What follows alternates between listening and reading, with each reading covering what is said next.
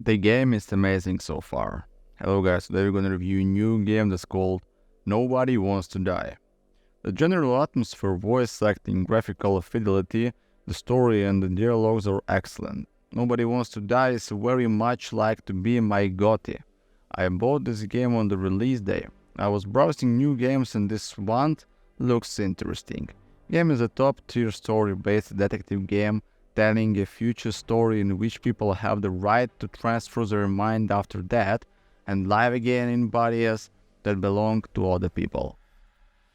The concept is not new but runs very well in this game, and I found some conservation advice like it's interesting to see what Manhattan looks like in 300 years. The skyscrapers are still there with endless flying vehicles. Central Park looks familiar with that fountain, but the Liberty State with no head. With population property clinging to the city, players taking control of a traumatized detective using gadget to manipulate time to restore crime scenes to investigate suicide, murder case of a big names, and at the same time try to figure out who poisoned his wife. The gameplay is fun and smooth. However, you need to follow the lead and focus on the story because you will make decisions which lead to two endings. I tried both and like both, thought I hope there another. A quiet note about the end for myself. The game is amazing so far. It's linear, yes, but still absolutely amazing. The game doesn't take place in a single room per se. You have a changing set piece in which you have to find evidence, can take evidence away. How free you are in your choices, nothing I can say definitely yes. I have yet to see the ending, obviously. However, you do have plenty of options on the game. Do you take evidence away? Do you clear names? What dialogues option do you pick? And etc. It helps in sparkling intrigues such as why is the dialogue option still locked? Is this something for Indie Plus? Did it exist or is this missed something? You have various gadgets you have to switch between to gather evidence, which is kinda cool, but I can see that becoming a nuisance if it gets stretched out too far or has to be done and see questions over and over again, which could hit monotonous quick. Other than it's a find and connect the right evidence intermission minigame, which is fun the first time around, but from my experience so far, you can't reach wrong conclusion like you could in games such as Heavy Rain.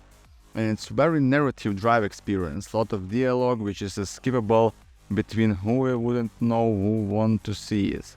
A narrative game after all, lots of optional monologue and etc. If you don't like games driven by a heavy mono and dialogue with little gameplay during this game won't be for you. The music is great and it's all I can say about it. It doesn't reach masterpiece classes, but it is very enjoyable and makes for very nice additional set dressing. Since BioShock meets Blade Runner and you got the aesthetic down is gorgeous, it makes you want to explore the city in free roam, just walking or freezing thought, the neon lit, stress sadly, and you can't. So far I had no crashes, no hiccupus, no lags, no stutters, no weird glitches. It seems at least on my play thought really solid, comes with all the settings you probably used to by now. Nothing out of the ordinary, but depth enough to satisfy most people. If anything it's about to change, I update my review, but so far it's depth worth the money. Only big counterpoint for me is the things about replayability, but that is something I can only really comment on once. I reached the end, and since it's a narrative drive game, I won't put story as a bullet point here. However, I think I can guess the ending after the second investigation, so predictably might be a things, but that's obviously only something I can comment on once and I finished it.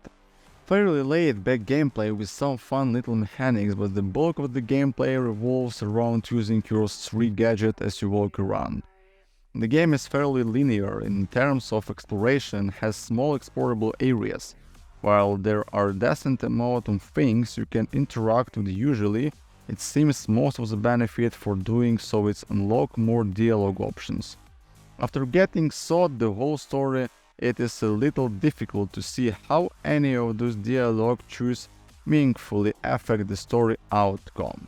Also, I can help but feel the conclusion reveal at the end of the story was a bit contrived.